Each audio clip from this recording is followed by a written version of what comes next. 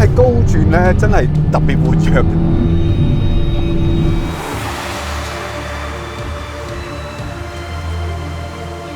即係最尾，如果多1000轉就冇得頂啦，真係。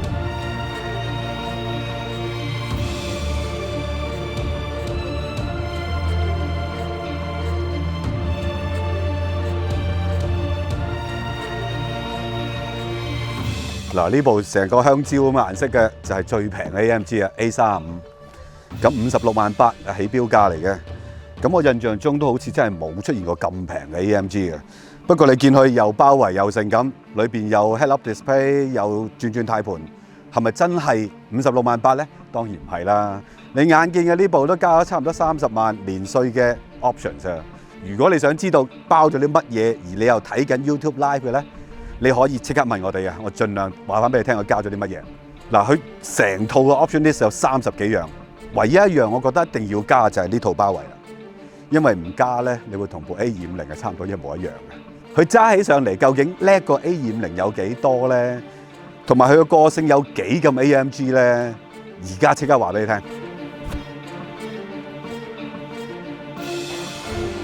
嗱 ，Edmond 又講漏嘢啦。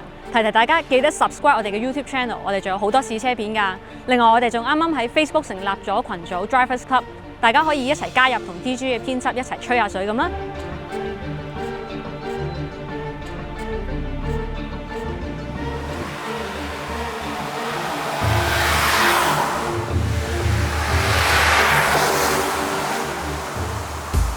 Mercedes 嘅 AMG 系列咧，其實而家已經好多 model 㗎啦。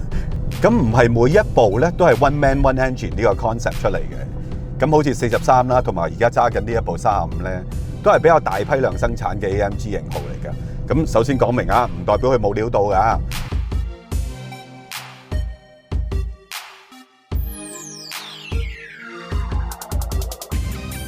呢部 A35嘅引擎咧，其實係同 A250係同一個 base 嚟嘅，即係都係 M260嘅引擎嚟嘅。咁但係改動嘅嘢都相當多嘅，最明顯嘅就係個 turbo 啦。A250嘅 turbo 係一啲簡單嘅 turbo 嚟嘅，咁但係呢個 A35咧就用咗 twin throw turbo 嘅，咁所以入氣啊、出氣啊同埋個 turbine 嘅設計都已經完全唔同晒㗎啦。咁所以點解馬力多咗咁多啦？咁當然個電腦都有關係啦。咁第二相應較為大家容易理解嘅改動咧，就係個 intercooler 啦。咁一般嘅高性能車咧，其實都係 prefer 用 air to water 嘅 intercooler 嘅，因為個批嘅行程又短啲啊，個效率又高啲啊，但係成個系統係比較複雜嘅，同埋會重少少嘅。咁當然唔少得嘅，當然係死氣喉都要改啦，冇理由唔改噶嘛，係咪先？咁而家改咗出嚟嘅死氣喉咧，係有啲 AMG 嘅感覺嘅。嗱，我示範一次俾大家睇下，將佢轉做 Sport Plus。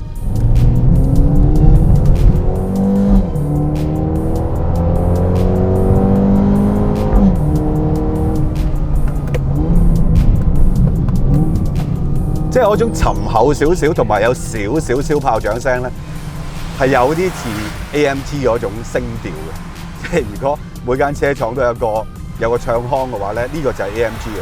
不過當然冇過去嘅 A45咁誇張嘅。咁都講到明啦，仲會有45噶嘛。咁所以35係夾喺中間，我覺得呢個都合理嘅。另外個 engine 上得好快好快，呢部 engine 有時快到我都應接不暇嘅。去到最尾我1000幾轉、2000轉之間咧，我覺得佢有同級車，譬如 Golf-R 啊、S3啊少有嘅末段衝刺力嘅，即係都有啲 high 地嘅揸到嗰段。但係有一個問題就係、是，佢去到最尾嘅時候，好似揸橙汁揸到最盡，一滴都俾埋你咁嘅。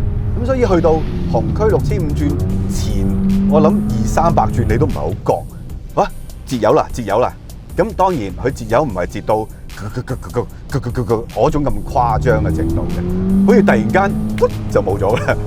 有一個問題就係個引擎嘅聲音去到末段咧，其實都好似冇乜點改變嘅。總之佢啪咗一聲之後就，所以我諗要揸呢架車揸得熟咧，先感覺到，哇！我到啦，要轉啦。咁當然你揸自動波咪冇事咯，個波箱可以俾你揀自動噶嘛，鬼叫你自己揀 manual 咩？係咪？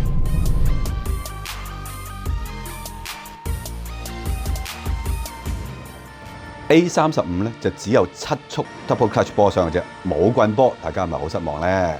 但係呢套波箱咧係經過 AMG 打造嘅，咁就波額唔同咗，連個電腦 mapping 都有唔同嘅。為乜？梗係為得轉快啲啦！呢套嘅7速嘅 double clutch 咧有啲喜出望外嘅，因為每次 upshift 同埋 downshift 咧，我覺得佢個動作都好快嘅。如果你教埋去 manual，真係認真咁轉下呢個 mode 咧，你有時會覺得哇，真係有啲狠狠地喎波箱。特別喺 Sport Plus 呢個 mode 嘅時候咧，我覺得佢都幾狠嘅，同埋都幾肯做嘢嘅。即係好似而家5波嘅情況咁慢速，已經轉到2波啦。咁當然去到某啲 moment， 基於佢嘅引擎轉速都差唔多去盡嘅時候，你冇辦法 downshift 嘅。但你硬係覺得需要 downshift 一個波，但係佢唔俾你做嘅，都有咁嘅情況。可以理解，因為你都差唔多用到佢嘅 engine 盡咁滯啦。再跌一個波，可能令到個轉數已經 overwrap 晒嘅。咁所以有啲時候唔俾你轉都明嘅。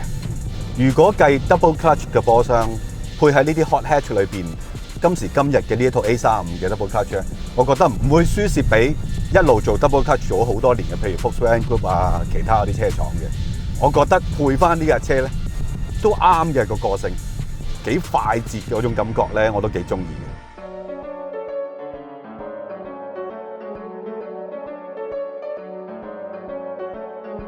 呢部車嘅懸掛咧改動都幾大嘅，好多懸掛裏邊嘅 join 位咧都已經冇咗橡膠啦，用咗啲 solid 嘅 join 位嚟嘅，所以咧就硬淨好多嘅。後懸掛方面咧，一啲搖臂啊同埋 bearing 咧就直接喺舊嘅45嗰度搬過嚟。另外，為咗加強個車身嘅剛性同埋抗扭曲力咧，引擎底嗰度咧有一塊好大嘅鋁板喺度撐住晒成個車底嘅，仲有加咗一啲特別嘅撐桿嘅。轉向系統方面咧，個轉向接頭咧係由 AMG 特別炮製嘅，所以轉得特別快。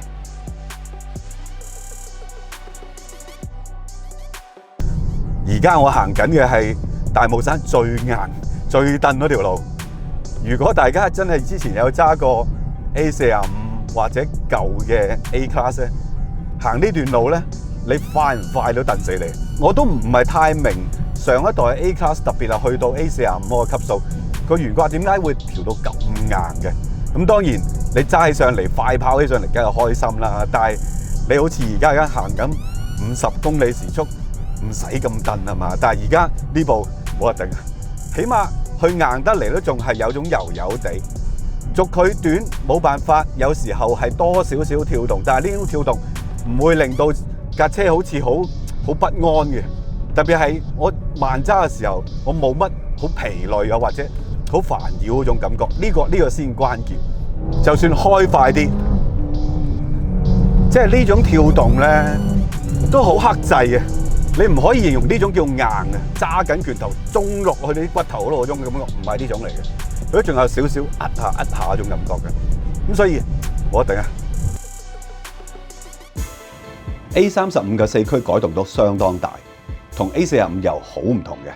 雖然大家都係用 clutch 嚟分佈前後嘅動力，但係咧舊嘅 A45 咧係用液壓推動個 clutch 嘅。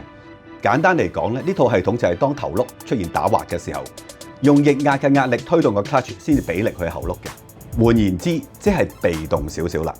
新嘅 A35 咧個 clutch 係用電子加機械推動嘅，透過好多數據，譬如油門啦、車速啦、轉向角度啦，然後再用電力去推動個 clutch 嘅。你就咁聽落，你都會覺得呢一套係主動好多啦。至於前後動力嘅分佈又係點樣呢？平時揸咧 A35 咧根本就係100% 喺頭轆嘅，但係有需要嘅時候咧，最多可以調配50% 嘅動力去後轆。至於架車揸起上嚟、跑起上嚟係點咧？首先要講一講嘅就係佢而家有好多 mode 可以搞嘅，即係 Comfort 啊、Sport 啊、Sport Plus 啊。咁個 ESP 亦都可以撳掣再教 Handling Mode 啊嗰啲咁嘅嘢嘅。咁而家波箱咧都可以就咁喺呢個軚盤撳粒掣就轉到 manual 嘅。原本咧，我記得我揸 A250咧，我已經覺得都幾快喎架車。喂，呢部真係兩個層次啊！唔好講0至100，佢快過 A250係1.5秒，都已經唔係關鍵，而係成個 engine 個 range 咧係快好多嘅呢架車。嗱，呢啲咁嘅大彎咧，你敢俾油行嘅？咁當然佢個四驅係幫到手嘅，因為呢套四驅咧又同 A45係唔一樣嘅，佢唔係嗰種交通安全隊嘅四驅嚟嘅，即係佢係有力嗰種四驅嚟嘅喺灣裏邊。即係有啲時候咧，你好似覺得好似爭頭碌車咁啊，但係喺啲彎嘅時候，你少少入去咧，你又發覺啊，佢嘅四驅係俾緊力，個後轆喺度做緊嘢㗎，所以佢呢架車嘅 traction 咧都幾豐富，同埋最重要一個 point 係佢個 traction 唔會多到你覺得你自己好容易快，當然呢架都好容易嘅，但係當你快嘅時候咧，呢架咧有少少 challenging 嘅，即係你會覺得佢會喐少少啊，喐少少啊，擺少少啊，嗰種動作咧，我覺得佢有少少係 AMG 專登 tune 出嚟嘅效果嚟嘅。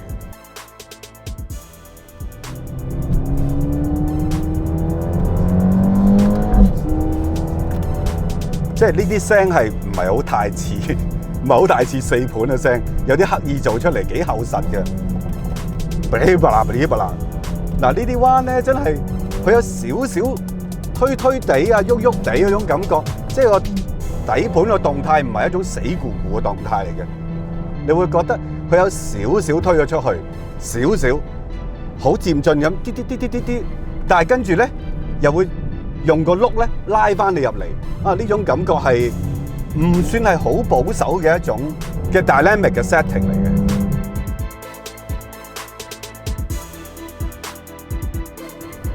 我覺得咧揸呢架 A35咧係比較慢熱少少嘅。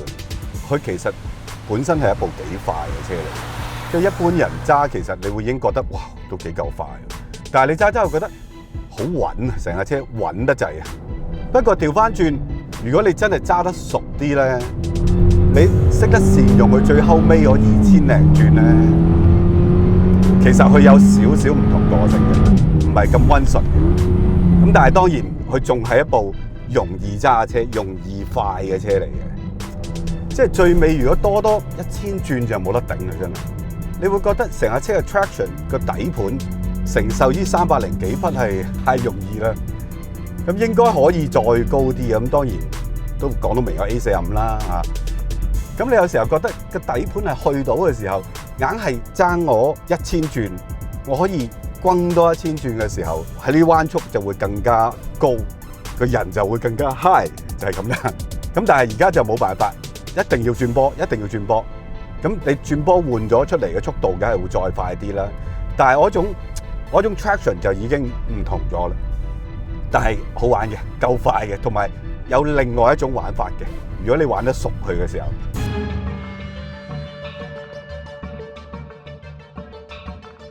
，300零匹嘅 hot hatch 又多咗呢一部啦。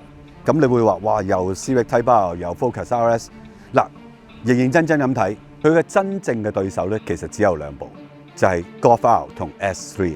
因為大家都係有自動波又有四驅，咁你會話喂，人哋310匹喎，呢部306匹啫喎，唔係嗰幾匹嘅分別啊，而數字上真係有分別啊嘛。嗱，我可以話俾你聽，因為香港版而家賣緊嘅 S3 同 Golf R 咧，唔係一個歐盟最新嘅廢氣標準嘅車嚟嘅。咁而呢部咧係啱啱入嚟，所以佢係嘅。多咗啲乜嘢咧？就係多咗個 particulate filter 係最新嘅，咁就令個馬力低咗少少嘅。同樣喺歐洲賣緊嘅 Golf R 同 S3咧，都係裝咗呢個 filter， 咁啊馬力下調到去300匹。如果我哋單純計歐洲版呢3部車嘅比較，其實佢嘅馬力反而係最大嘅添。但係0至100咧，大家都係4.7秒嘅。咁實際上呢部車係咪真係打贏嗰2部咧？咁我就會覺得其實佢哋3部車係好接近嘅。咁呢部咧，我反而係覺得佢更加似同 S3 係同一個級數嘅嘢，因為 S3 同佢揸起上嚟咧，都有一種高級車嘅感覺，即係個 ride 會韌少少啊，噪音冇咁多啊，車廂嗰啲設計更加唔使講啦。即係你平時揸起上嚟，你會覺得自己揸緊一架 premium 嘅車多啲嘅。咁如果講到3部車嘅好玩程度咧，我覺得呢部咧會多咗一種特性，就係我經常提到最後尾嗰1000零2000轉之間，佢多咗一種曳曳地嘅感覺，即係有啲唔係好順服，好似想脫離你嘅控制嗰種感覺，脫離一個 safety zone 嗰種感覺。啊，甩下推少少啊，但係佢又做到啊，速度又夠快啊，佢又好似多咗一層細路仔唔係好聽話嗰種感覺啊，我覺得幾有趣嘅呢個。咁我再曳曳㗎咯喎，陣間見。